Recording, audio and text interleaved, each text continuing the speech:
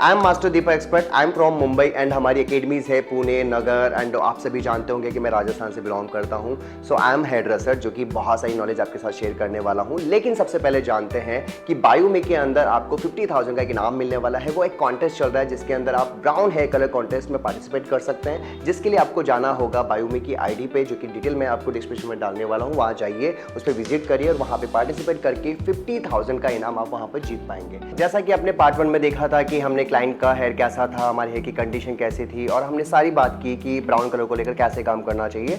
सो अब हम यहाँ पे स्टार्ट करने वाले हैं सबसे पहले लाइटनिंग, और लाइटनिंग करने से हमें ब्लेंडिंग या आप कह सकते हैं कि आपको अगर लाइंस चाहिए तो उसे कैसे करना है, वो सब कुछ हम यहाँ पर देखने वाले हैं। सो सबसे पहले देखते हैं, यहाँ पर आपको सेक्शनिंग दिखाई देगी। मैंने यहाँ पर डिज़ाइन किया है कंप्लीटली, क्राउन सेक्शन को मैंने पूरा अलग क्रिएट किया है। और मेरा जो लोअर पार्ट है, जैसे कि आप बैक साइड से देख सकते हैं या कह सकते हैं कि राइट साइड से देख सकते हैं, लेफ्ट साइड से देख सकते हैं, जहाँ पर आपको अलग अलग सेक्शन नज़र आ रही है। और यहाँ पर मैंने एक डायमंड की तरह एक सेक्शन क्रिएट किया है जो कि आपको ब्लेंडिंग के लिए यूज करना है। और ये जो हमारे पार्ट है ये आपका यूज़ होगा, जो कि लाइंस भी क्रिएट करेगा और डाउन वाले हेयर को बहुत सॉलिड विजिबल करेगा। सो आजकल की नीड्स क्या है, अगर हम देखते हैं जो भी हमारा क्लाइंट्स है वो क्या चाहता है कि उसका कलर विजिबल तो हो बट बहुत ज़्यादा हायर ना हो, क्योंकि आप देखोगे अगर रूट से आप अगर कलर करते हैं तो बहुत ज़्यादा विजिबल हो जाता है। लेकिन अगर हम कह सकते हैं कि फ्रेमिंग के यहाँ पर काम करते हैं, जैसे कि हमारा फ्रेमिंग क्रिएट किया जाता है, मनी पीस किया जाता है, या एंड्स के अंदर हमारा कलर ज़्यादा विजिबल होता है तो अच्छा लगता है। क्राउन का अगर पार्ट देखते हैं तो डार्कर टू लाइटर जाता है तो बहुत ज़्यादा अच्छा लगता है। सो ये वाला जो पार्ट आपको दिखाई दे रहा है, इस पर मैं करने वाला हूँ ब्लेंडिंग। और बाकी जो मेरा रेस्ट ऑफ पार्ट दिखाई दे रहा है जिसके अंदर मैं करने वाला हूँ हाईलाइटिंग, वो कैसे करते हैं एवरी पार्ट ऑफ इट मैं शेयर करने वाला हूँ। तो चलिए स्टार्ट करते हैं। सो मैंने यहाँ पर लिया है ब्लॉन्डर और मिक्सिंग रेशियो जो है मेरा 1:1 का है। और यहाँ पर जो मैंने वॉल्यूम यूज किया है वो है 20 वॉल्यूम, बिकॉज अब मेरा हेयर जो है बहुत ज़्यादा ड्राई है और मुझे यहाँ पर लाइटनिंग चाहिए, बट ऐसा नहीं कि मेरा हेयर ख़राब हो जाए। तो यहाँ पर आपको वॉल्यूम यूज करना है 20 और यहाँ पर मैं यूज कर रहा हूँ 1:1 का मिक्सिंग रेशियो, जिससे कि मुझे लाइटनिंग भी थोड़ा सा फास्ट मिल जाएगा और मेरा वर्क जो है बहुत कह सकते हैं कि परफेक्ट हो जाएगा। अब हम यहाँ पर सेक्शन स्टार्ट कर रहे हैं। जो भी हम सेक्शन लेने वाले हैं बैकवर्ड फॉरवर्ड लेने वाले हैं, या आप कह सकते हैं बैकवर्ड डायगोनल। जैसा कि आप यहाँ पर देख पाएंगे, नंबर 1 सेक्शन जो होगा हमारा कुछ इस तरीके से होगा। आई शो जैसे कि हमने बैक साइड काम किया उसी पैटर्न को हमें फॉलो करते हुए जाना है जब हम यहाँ पे काम करेंगे।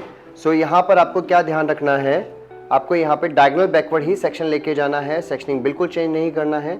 हमारा जो सेक्शन रहेगा वो डायगोनल बैकवर्ड रहेगा। यहाँ पर आप देख सकते हो मेरे क्लाइंट के बाल थोड़े शॉर्ट हैं, मतलब कह सकते हैं कि बाल ब्रेक हो चुके हैं, लेकिन आपके पास लेंथ मिलती है तो ये हेयर पे आप काम करेंगे। अगर मुझे नहीं मिलेगा, जैसे अभी यहाँ पे मुझे नहीं मिलेगा, तो जो भी मेरा लेंथ वाला पार्ट होगा, जो लंबा वाला बाल होगा या कह सकते हैं जो लॉन्ग हेयर होंगे, उस पर ही मुझे काम करना है। छोटे बालों पर बिल्कुल काम नहीं करना है, क्योंकि जब आप छोटे बाल पर हाईलाइट कर दोगे तो जब बाल वो बाहर की तरफ विजिबल होगा या वो अनइवन होगा तब वो बहुत ही ज़्यादा अजीब लग सकता है। आपको यहाँ पर ध्यान देना है एप्लीकेशन का। लुक एट दिस, हमारे कितने ज़्यादा टैंगल्स हो रहे हैं। आप समझ सकते हैं कि हमें किस टेक्निक और कैसी चीज़ों का ध्यान रखना होगा। जितना ज़्यादा माइल्ड प्रोडक्ट यूज करोगे रिजल्ट उतना ज़्यादा अच्छा आएगा, क्योंकि हेयर हेल्दी होगा तभी ज़्यादा रिजल्ट अच्छा होता है। हेयर ड्राई होने के बाद, ख़राब होने के बाद कोई रिजल्ट नहीं आ सकता। अगेन फ्रंट पे भी हमें सेम टेक्निक को फॉलो करते हुए जाना है। मैंने अप्लाई किया सबसे पहले डाउन में, देन मेरा जो हाईलाइन का पार्ट है उसे मुझे कंप्लीट करना है।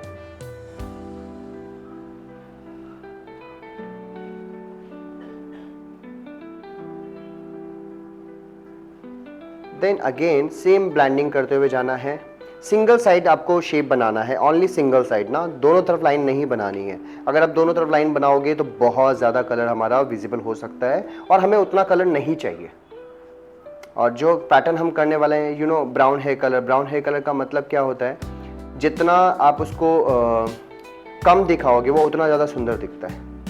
अगर फुल हेड ग्लोबल कर रहे हैं बात अलग है, बट अगर आप full head global with highlight कर रहे हैं तो ब्राउन की जितनी ज़्यादा स्ट्रिक्स दिखेगी वो थोड़ा अजीब लग सकता है, लेकिन डार्क और लाइटर का अगर बैलेंस रहेगा हमारे हेयर के अंदर तो वो बहुत अच्छा लगता है। इस चीज़ को आप ध्यान में रखिएगा। मेरी तरफ देखिए थोड़ा सा।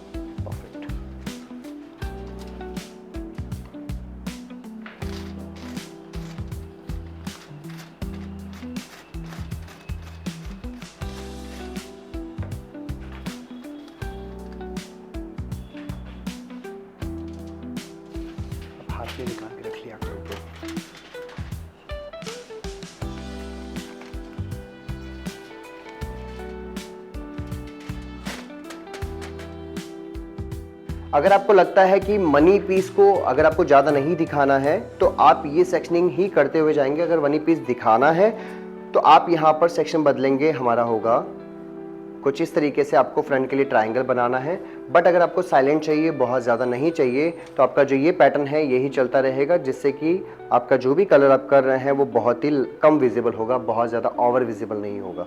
सो मैंने अगेन सेक्शन लिया। हमारे यहाँ पर ओनली फॉर 3 सेक्शन बनने वाले हैं, जैसा कि आपके सामने दिखाई दे रहा है। मैं अगेन ये हाईलाइट्स भी सेम टेक्निक को फॉलो करते हुए ऐसे ही जाने वाला हूँ।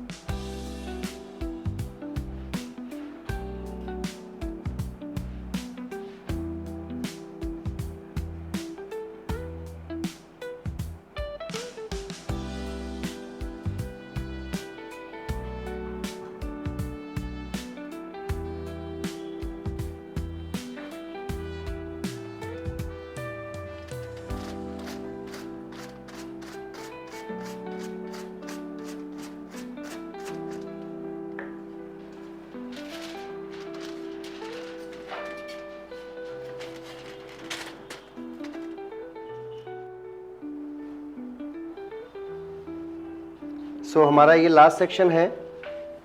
जैसे मैं यहाँ पर सेक्शन ले रहा हूँ, इसी तरह से हमें अगेन राइट साइड भी यही सेम टेक्निक को फॉलो करना है। थोड़ा सा अप करिए, हमारा कोई भी चेंजेस नहीं होगा। जो वर्क हम इस तरफ कर रहे हैं राइट साइड, वैसा ही हमारा लेफ्ट साइड में होने वाला है। और मैं यहाँ पर हेडलाइन में सिर्फ और सिर्फ फ्रंट में थोड़ा सा बना रहा हूँ।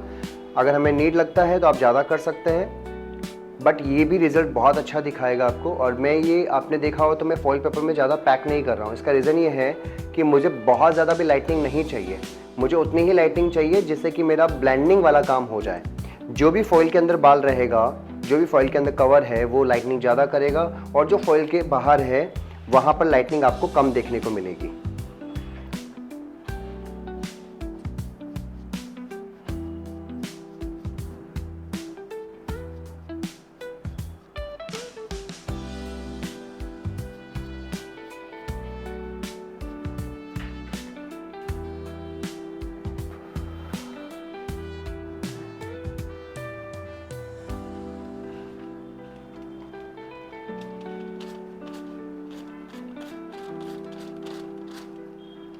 तो यहाँ पर हम एंड्स में सेम एप्लीकेशन कर रहे हैं, और ये जो टेक्निक हमने यहाँ यूज किया है, यही टेक्निक को हमें लेफ्ट साइड फॉलो करना है। Same angle, same direction, same application. सिर्फ और सिर्फ हमें क्राउन सेक्शन में थोड़ा सा डिफरेंट काम करना है, वो मैं आपके साथ शेयर करने वाला हूँ, वो भी हम देखते हैं। बट अब याद रखिएगा, जो हमने राइट साइड किया है वही टेक्निक हमें लेफ्ट साइड भी फॉलो करनी है।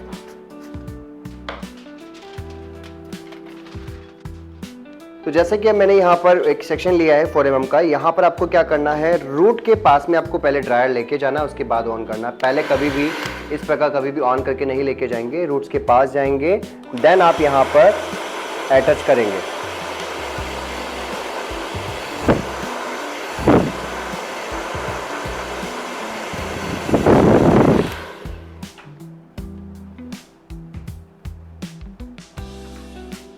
तो जब मैंने यहाँ पर अटैच किया तो आपने देखा कि मुझे यहाँ पर बाल तो मिले हैं बट बहुत कम मिले हैं।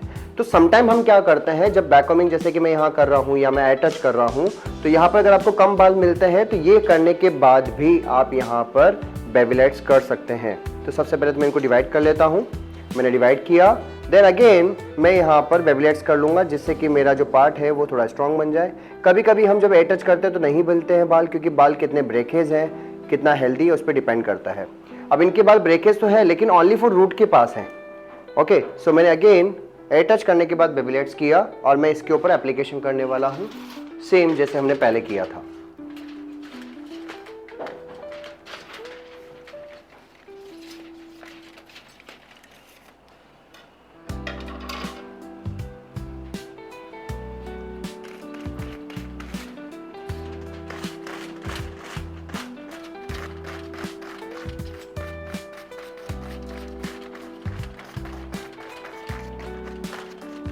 एप्लीकेशन पे ध्यान रखिएगा, जितना अच्छा ब्लेंडिंग करेंगे, जितना अच्छा प्रोडक्ट को मर्ज करेंगे, उतना अच्छा आपको रिजल्ट देखने को मिलेगा।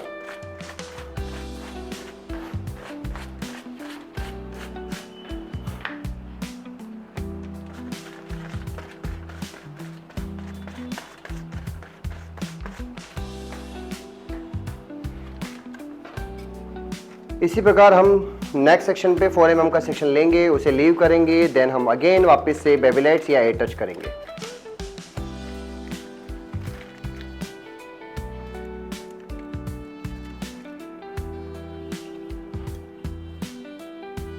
ये सेक्शन मैंने यहाँ पर लीव किया। अब मेरे पास रेस्ट ऑफ पार्ट ये मिलता है, मैं इसको या तो एयर टच करूंगा या यहाँ पर बेबीलाइट्स करूंगा। और इसी तरह से हमें जो हमारा पूरा डायमंड सेक्शन है, ये वाला, बैक साइड वाला, ये सारे सेक्शन में हमें सेम टेक्निक यूज करनी है, कोई भी चेंजेस नहीं है।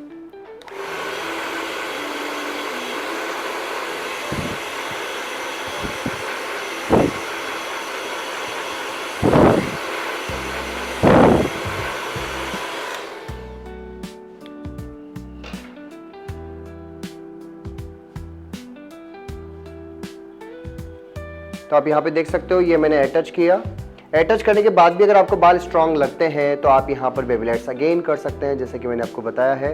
ये डिपेंड करता है आप कितना दिखाना चाहते हैं और कितना नहीं दिखाना चाहते हैं। तो मैंने अगेन एक सेक्शन लिया, उसमें हल्के से मैंने कुछ कह सकते हैं कि बहुत कम बाल लिए हैं और इसके ऊपर मैं एप्लीकेशन करने वाला हूँ।